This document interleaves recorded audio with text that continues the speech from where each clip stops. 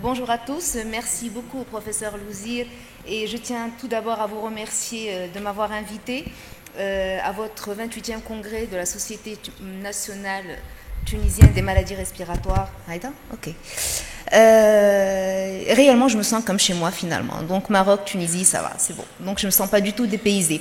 Et donc aujourd'hui, au sein de ce symposium KISI, je vais vous parler de la trithérapie. Est-ce que c'est une association pertinente, intéressante dans la prise en charge médicamenteuse de la BPCO? Avant de commencer, c'est une diapositive qui me tient réellement à cœur, parce que clairement, et après la très belle discussion sur cette première séance plénière, on voit bien que la BPCO n'est pas qu'un traitement médicamenteux et que la prise en charge doit être totalement intégrée. Elle va comprendre un changement de comportement, et quand je dis changement de comportement, finalement, bien évidemment, le tabac, mais également toutes les expositions, tout ce qui se passe avant, pendant et après. La comorbidité, rechercher, traiter les comorbidités, donner un focus sur les symptômes, et on le sait très très bien, la place aujourd'hui de la réhabilitation respiratoire, et ne jamais oublier le patient qui est au centre de tout ça, qu'on doit finalement soulager. Et donc vous voyez ici que finalement le traitement médicamenteux de fond n'est qu'une partie au milieu de tout un arsenal, toute une attitude, toute une approche intégrée de la prise en charge du patient BPCO. Les objectifs de la prise en charge thérapeutique de la BPCO ont clairement été définis, et là c'est le GOLD 2025, mais c'est la même plaque, c'est les mêmes objectifs depuis un certain nombre d'années. On va avoir un focus sur les symptômes.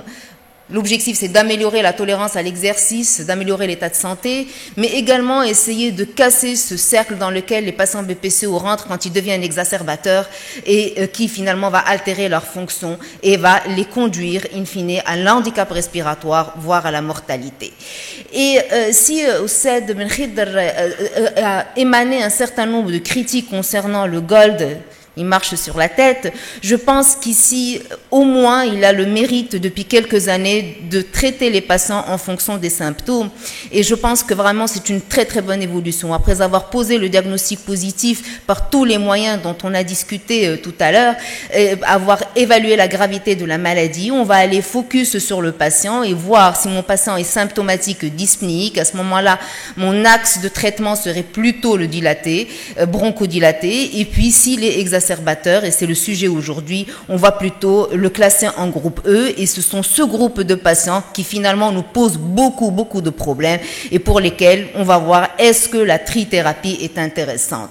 Et donc basé sur cette classification en groupe symptomatique, dyspnéique versus exacerbateur, eh ben, le GOLD propose comme traitement initial pharmacologique des BPCO, l'association, la trithérapie, comme vous le voyez ici, on va plutôt la donner volontiers chez le groupe exacerbateur, et volontiers à reconsidérer lorsque le taux d'éosinophile est supérieur à 300.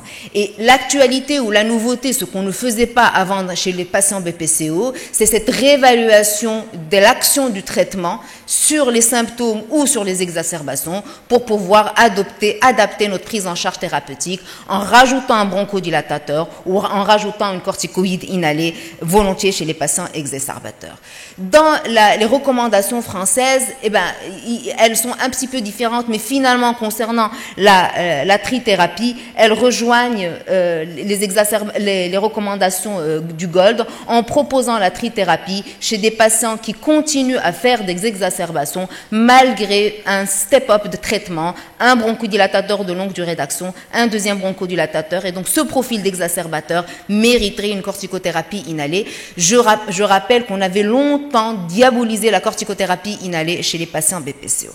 Alors, tout ceci est bien beau, mais ça vient d'où finalement? Il y a un certain nombre d'études, il y a pas mal d'études qui sont sorties. J'en ai listé ici certaines dont on va parler de manière un peu plus approfondie, mais ce que je voudrais souligner ici, que finalement la trithérapie a été comparée à pas mal de traitements, à tous les traitements qu'on donne. Elle a été comparée au traitement de référence, donc la double bronchodilatation. Elle a été comparée à l'association ICS-LABA. Elle a été comparée au Lamassel.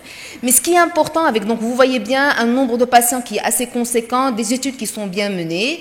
Mais ce qui est pertinent ici, c'est qu'on a bien compris que cette trithérapie doit être proposée à un profil, à un phénotype de patient, et ces études le montrent bien. Les patients qui ont été éligibles à ces études sont des patients volontiers sévères, volontiers exacerbateurs et volontiers symptomatiques avec un COPD Assessment Test supérieur à 10, plus d'une exacerbation de BPCO avec des VMS qui sont inférieurs à 50%. Et notre hantise ici, c'est la réduction du taux d'exacerbation de BPCO. Donc, on va en voir certaines.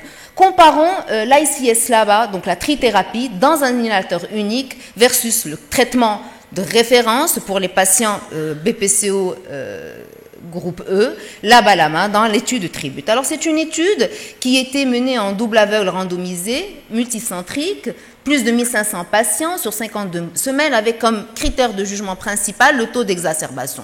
Deux bras, un bras qui prenait la trithérapie et un autre bras qui prenait le LABA-LAMA. Et donc, il y avait, comme je viens de le dire, le critère de jugement principal qui était le taux d'exacerbation modéré à sévère de BPCO, et il y avait un certain nombre d'autres critères, le VMS, et la qualité de vie selon le Saint-Georges. Et donc, on voit ici comme la positivité du critère d'évaluation principal sur les exacerbations modérées à sévères avec une réduction de 15,2%, une amélioration de la qualité de vie sur le questionnaire de Saint-Georges et une petite amélioration de la fonction pulmonaire. Ce qui nous fait peur quand on rajoute une corticothérapie inhalée à ces patients, ce sont les risques infectieux. Et vous voyez dans cette étude que, in fine, il n'y a pas plus de pneumonie que dans le groupe LABA-LAMA et pas plus d'effets secondaires graves secondaires à cette association. Donc, résultats finaux de l'étude Tribute, une réduction de 15% des exacerbations modérées à sévères, une amélioration de la qualité de vie et un gain de 22 ml sur la fonction à la 26e semaine. C'était pour l'étude Tribute. Qu'en est-il aujourd'hui lorsqu'on rajoute un bronchodilatateur, notamment un LAMA, à une bithérapie ICS-LABA? C'est l'étude Trilogie. Là aussi, étude de plus de 1300 patients, double aveugle, multicentrique, deux bras en groupe parallèle. Sur le premier groupe, trithérapie dans un seul device. Sur le deuxième bras, il y a l'association formotérol-béclométasone, une durée de 52 semaines, avec un certain nombre, là aussi, de résultats sur le VMS, sur le score de la dyspnée et sur les exacerbations.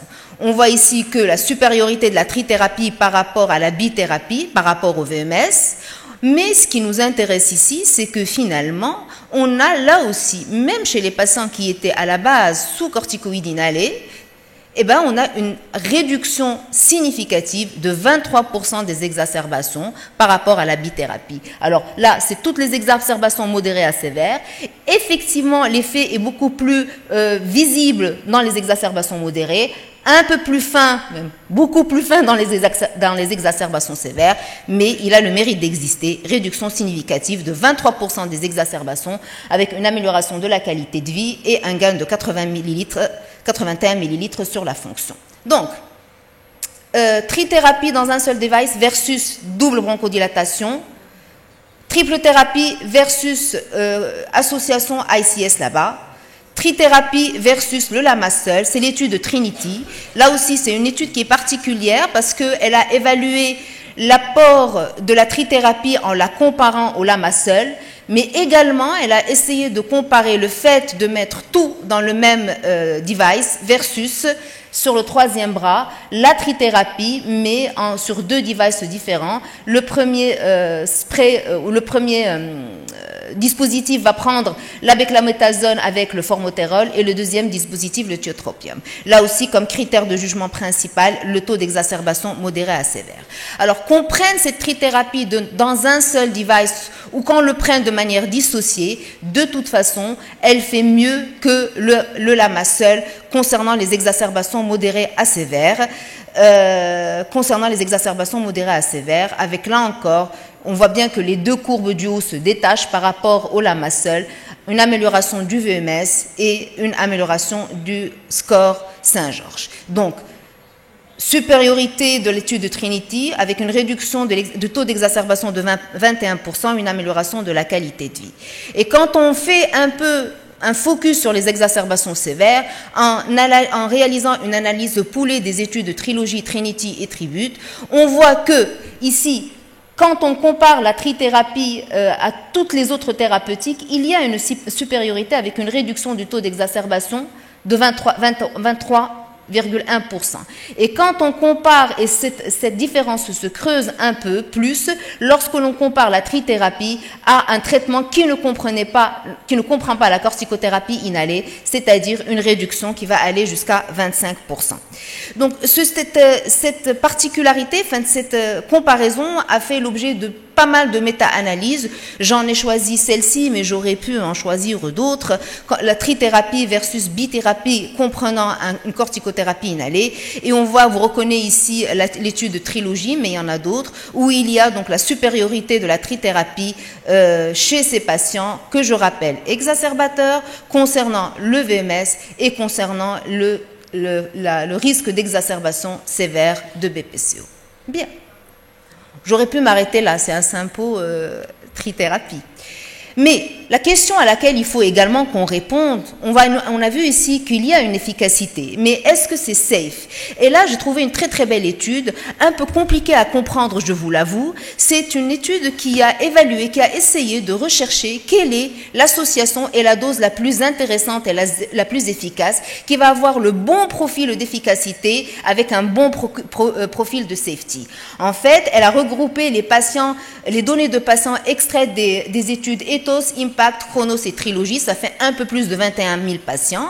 Et par l'intermédiaire d'un réseau bayésien, c'est un procédé que j'ai eu du mal à comprendre, un peu compliqué, mais en tout cas, ils ont défini un critère SUCRA pour dire que ce traitement est efficace, SUCRA 0, SUCRA 1, et puis ils ont défini le profil de tolérance. Ça nous a donné une espèce de courbe, et plus la surface pas une courbe, comment on appelle, un radar, voilà, un graphique en radar, et plus la surface est importante, plus c'est cette association qui a le meilleur profil, efficacité et tolérance et innocuité du traitement. Et on voit ici que ce qui est le plus intéressant, c'est le radar C, c'est-à-dire trithérapie à la dose 200 de béclométhasone, 12 de formotérol et 25 de glycopyrronium, qui donne le meilleur profil, efficacité, innocuité du traitement.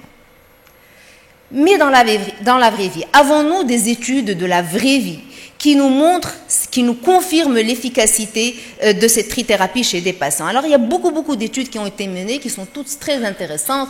Alors, dans différents pays, avec un nombre de patients qui est variable, mais qui, ma foi, intéressant. On a jusqu'à ici l'étude allemande de 2623 patients sur des durées qui sont variables. Tous les patients qui ont été évalués, étudiés et chez qui on a switché vers une trithérapie dans un device unique, eh bien, ils étaient déjà sous traitement de fond. Ça pouvait être un seul bronchodilatateur, 2 bronchodilatateurs ou un ICS là-bas, et même une trithérapie, mais dans des devices qui étaient différents. Alors, grosso modo, je ne vais pas revenir sur ça, mais toutes ces études confirment chez ce profil de patient qu'il y a une réduction des exacerbations sévères à modérées et qu'il y a une amélioration du score de la dyspnée selon le COPD Assessment Test. On retrouve ici un petit peu ces données qui rejoignent les données de la littérature. Mais pourquoi je voulais vous montrer ces études de la vraie vie ou de la real life? C'est pour vous montrer également que ces études ont évalué autre chose qui nous intéresse beaucoup, nous, en tant que praticiens, c'est-à-dire l'observance et les techniques d'inhalation. En effet, dans cette étude italienne, italienne, je fais attention avec les drapeaux, dans cette étude italienne, il y a eu l'impact de la trithérapie sur l'observance des patients et sur l'état de santé en général. On voit ici sur les caractéristiques de patients, donc tous ces patients étaient plus ou moins sous traitement sur des combinaisons fixes, des combinaisons sur plusieurs devices avec des résultats plus ou moins variables. Alors, si on a ici une amélioration de la qualité de vie, comme on voit ici sur ce questionnaire EQ5D5L, donc l'amélioration de la qualité de vie liée à la santé, mais ce qui m'intéresse moi ici, c'est ce dernier diagramme où on voit ici qu'on va passer d'une mauvaise observance, 30% des patients en baseline étaient mauvais observants, 18 patients avaient une adhérence moyenne, et on va réduire ce taux d'adhérence mauvaise de 30% à 18%. Et vous savez très très bien que nos patients BPCO, c'est là où le bas blesse chez nos patients BPCO, c'est qu'il y a une certaine mauvaise observance des traitements parce qu'ils ne se sentent pas suffisamment soulagés, je pense. Dans l'étude grecque Tribune, et là aussi, c'est une étude qui a évalué la trithérapie chez des patients BPCO. Tous étaient déjà sous traitement divers et variables, et qui va revenir là aussi sur l'amélioration et la diminution des exacerbations, mais sur une amélioration de l'adhérence au traitement de plus de 5,6% et sur une diminution de l'usage des traitements de secours de moins 10%. L'étude allemande, qui est une étude assez fournie, assez importante, qui, en plus de l'observance du traitement, va évaluer est-ce qu'on va améliorer la technique d'inhalation chez ces patients, chez qui on va switcher vers une trithérapie dans un seul device, pour des raisons là aussi, soit que la présence d'exacerbation, soit par demande du patient. Et on voit ici sur l'étude, sur les résultats de l'étude de Trivol, que finalement les erreurs critiques ont complètement disparu après avoir utilisé cette trithérapie dans un seul device. Et là aussi, regardez avec moi, on va passer de 68% de bons patients qui prennent bien leur traitement à 80%, et on va réduire la mauvaise adhérence, la mauvaise observance. On va passer de 11% à 4%. Je vous rappelle que ce sont des Allemands, en général, ils sont assez carrés, ils respectent ce qu'on leur dit. Pas toujours le cas chez nous. Et donc, dans ces différentes études de la vraie vie, eh ben, ces études ont évalué l'adhérence aux inhalers par le TAI, le Test of Adherence to Inhalers, et on voit ici, de manière très claire, l'étude allemande, une majoration, une augmentation de l'adhérence aux inhalateurs qu'on retrouve un petit peu sur toutes les études de la vraie vie. Donc, parlons donc ainsi de cette association fixe dans un seul device qui est le Trimbo, objet du Sympo d'aujourd'hui. Alors, que contient cette triple association telle qu'elle est présentée, aujourd'hui et telle qu'elle existe aujourd'hui au Maroc? Elle contient de la béclométhasone, du fumorate de formotérol et du bromure de glycopyrronium. Tout ça dans un seul inhalateur avec une posologie de deux bouffées 2 fois par jour. Alors, c'est assez particulier. C'est en plus de contenir les trois traitements corticoïdes là-bas et là-bas, elle se dote de particules extra fines à triple dose, et je pense que les conférences qui m'ont précédé ont largement mis le doigt sur le fait que tout commence au niveau des petites voies aériennes, n'est-ce pas, et que l'atteinte bronchique et l'atteinte obstructive limitent l'arrivée des traitements jusqu'au niveau des petites voies aériennes et du dépôt pulmonaire. Et donc, je n'ai pas eu le temps de vous présenter toutes les études sur l'intérêt des particules extra fines, on le fera peut-être une prochaine fois.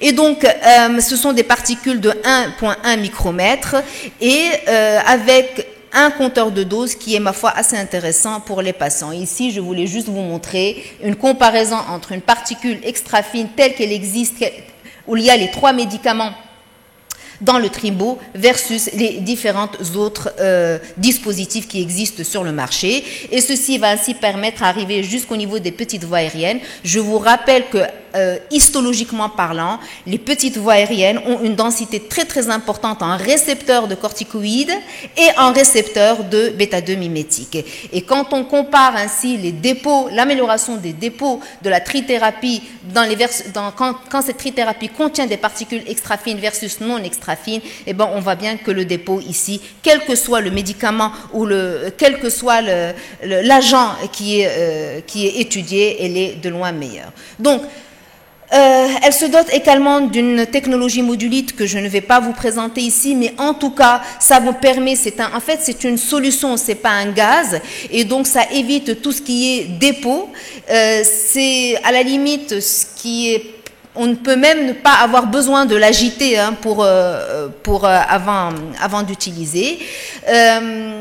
Une réduction de l'impaction du dépôt des particules au niveau des voies ORL, au niveau de l'ORL, et une amélioration de la déposition des principes actifs au niveau des petites voies aériennes. est-ce que c'est une option thérapeutique pour nos pays du Maghreb? Alors, toutes ces études ont été menées dans d'autres pays, sous d'autres cieux, avec d'autres, une facilité d'accessibilité au traitement, je pense, qui est, plus importante que chez nous. On n'a pas beaucoup d'études, on n'en a pas du tout d'ailleurs, sur le traitement et les associations thérapeutiques dans nos divers pays. Je vous présente ici l'étude BOLT qui a le mérite d'exister et dans laquelle nos 3 pays ont participé. Et dont l'objectif principal était une prévalence de la BPCO. Et donc, il y a eu l'Algérie à Naba, un peu 960 patients, Fès au Maroc, 985 patients, et Sousse en Tunisie, 799%. Et puis, il y a eu un follow-up pour revoir ces patients. Alors, j'ai tiré les données marocaines pour dire que la prévalence de la BPCO confirmée par spirométrie dans nos pays, elle avoisinerait les 12,8% et que la prévalence de la BPCO dont le gold est supérieur ou égal à 2 est d'environ 9%, ce qui est énorme.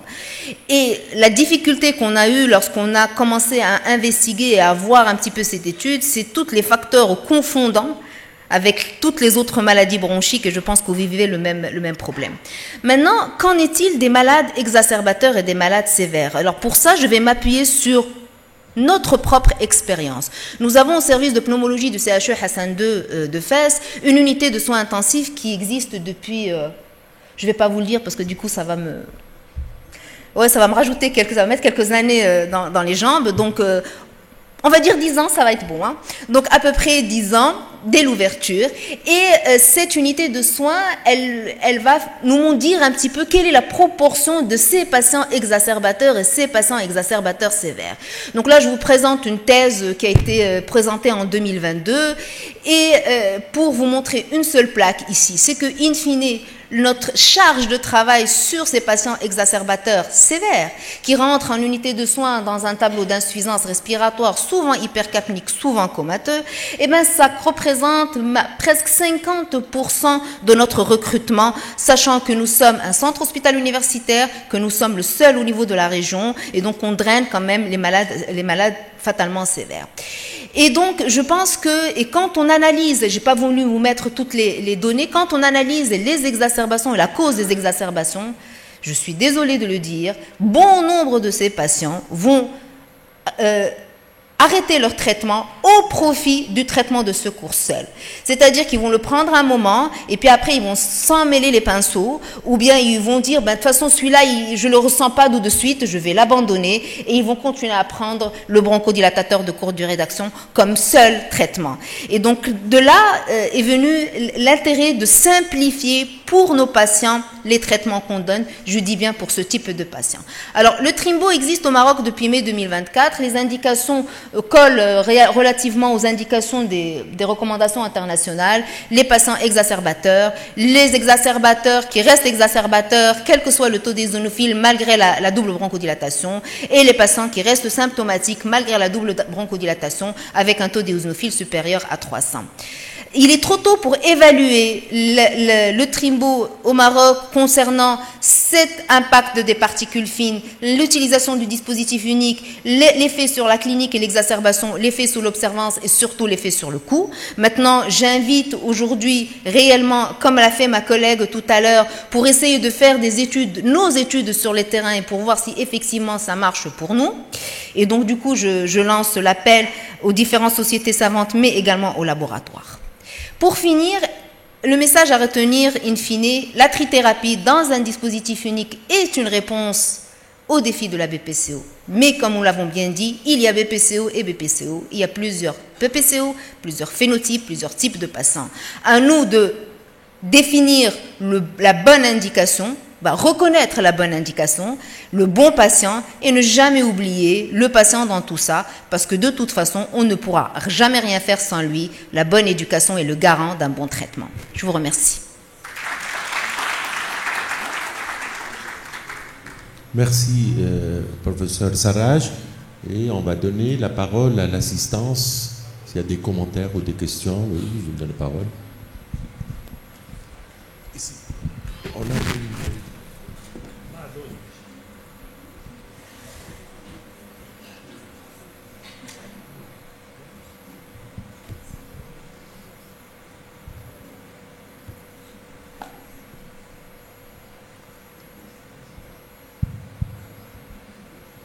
juste pour l'indication de la trithérapie quand il y a les corticoïdes, je pense si on suit le GOL 2025, c'est un taux d'éosinophile quand même assez élevé. Et on se rend compte que la majorité des malades n'ont pas ce taux d'éosinophile élevé. Donc ils sont plutôt exacerbateurs fréquents, mais ils ont surtout la balama. Donc la corticothérapie, à vous entendre, c'est le traitement qu'on doit donner à tous les patients, tous exacerbateurs fréquents. Mais on a constaté que quand le taux d'éosinophile n'est pas très très élevé, est-ce que la corticothérapie associée à ces deux bronchodilatateurs donne de très bons résultats? Alors, dans l'étude de la première étude où on a comparé la double bronchodilatation, hein, c'est votre question, corrigez-moi si je me trompe, la double bronchodilatation chez des patients qui, malgré la double bronchodilatation, restent exacerbateurs. C'est bien ça votre... Avec des éosinophiles très bas. Alors, il y a l'étude, cette étude, elle a trouvé qu'il y a une supériorité de la trithérapie versus la bronchodilatation, mais vous avez raison, cette différence se creuse encore plus important lorsque le taux d'éosinophile, alors dans l'étude ils ont utilisé 2%, lorsque le taux d'éosinophile était supérieur à 2%. Donc, comme vous le savez certainement très bien, clairement la corticothérapie inhalée, on va la donner volontiers chez des patients avec un taux d'éosinophile qui est supérieur à 300.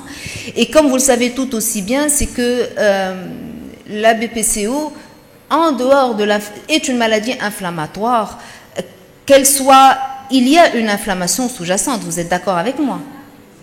Pas éosinophilique, exactement. Il y a une maladie inflammatoire sous-jacente et sur laquelle, chez ces patients, même que lorsque le taux d'éosinophile est inférieur à 2%, il y a une différence entre la double bronchodilatation versus l'AMA corticoïde chez des patients qui restent exacerbateurs malgré la double bronchodilatation.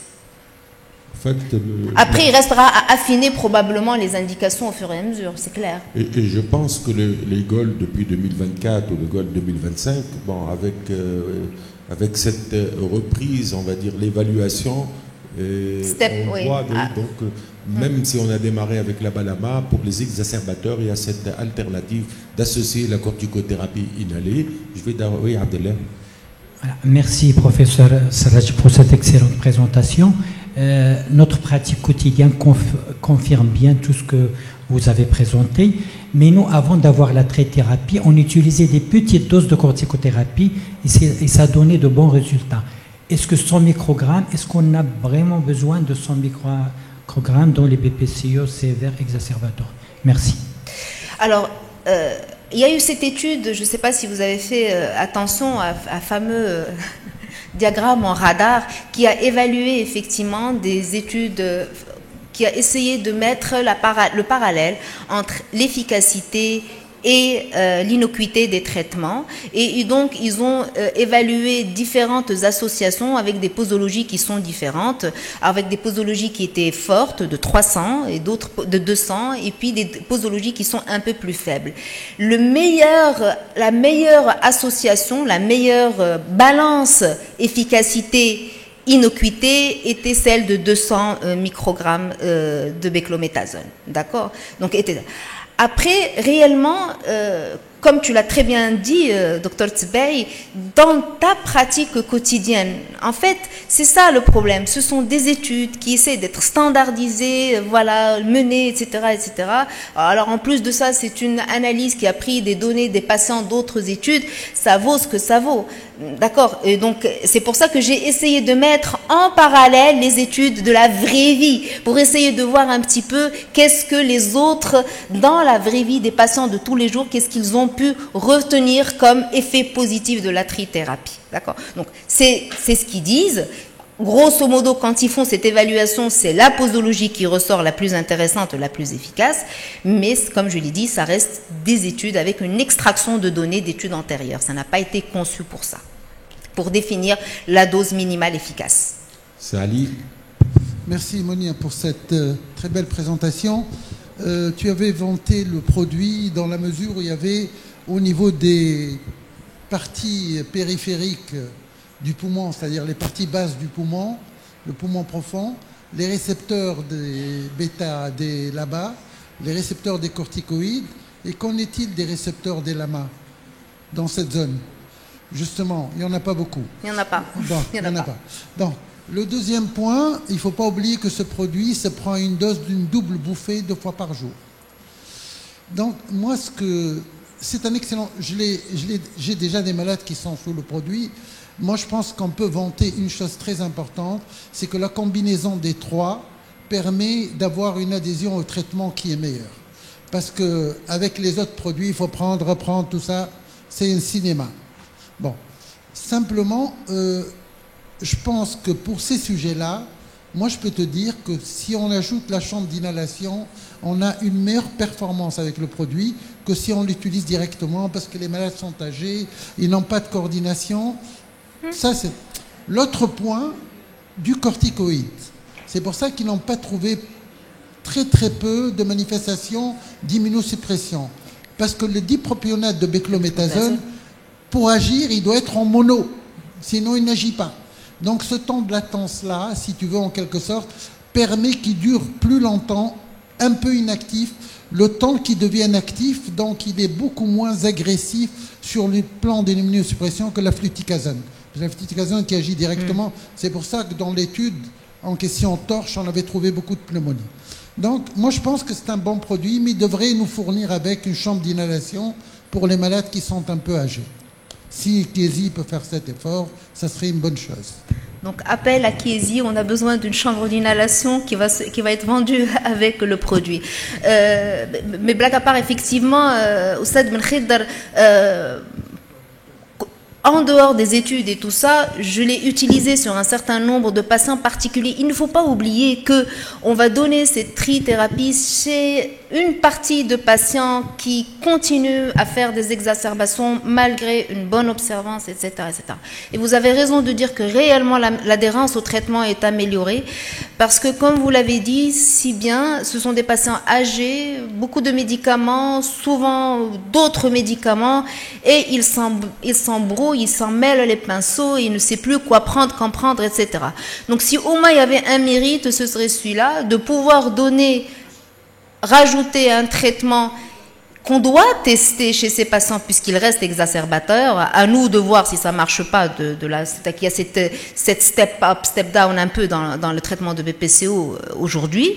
Et pourquoi et d'essayer de garder les patients sous traitement. Je pense que ça c'est vraiment un point très très important à souligner. Concernant le fait d'inactivité de la beclométhasone, vous me l'apprenez au set, je le savais pas. Donc, en quelque sorte, un dispositif en trithérapie dans un seul dispositif, c'est magnifique. Les exacerbateurs posent problème et continuent à poser de problèmes. Les choses sont beaucoup plus claires quand on est exacerbateur fréquent. Bien sûr, les LAMA toujours prescrits. L'association d'une corticothérapie inhalée, c'est préférable que ce soit un seul dispositif. C'est dommage qu'on ne dispose pas d'études qui ont comparé. Mais dans les recommandations, les dispositifs dissociés versus dispositifs combinés, mais dans la littérature, pour une meilleure adhérence des patients, c'est bien de combiner le dispositif donc, en un seul dispositif, en espérant disposer du produit bientôt en Tunisie. Je tiens à remercier l'assistance pour avoir resté donc, avec nous. Je tiens à remercier le professeur Sarraj pour cette excellente présentation, les laboratoires Chiesi pour nous avoir donné cette opportunité. On va reprendre, là on va peut-être décaler un peu, 10h52, on reprend à 11h05, 11h10, on va écourter un peu vu le retard qu'on a eu. Hein. Ça va être 2 séances en parallèle, absolument. À tout à l'heure.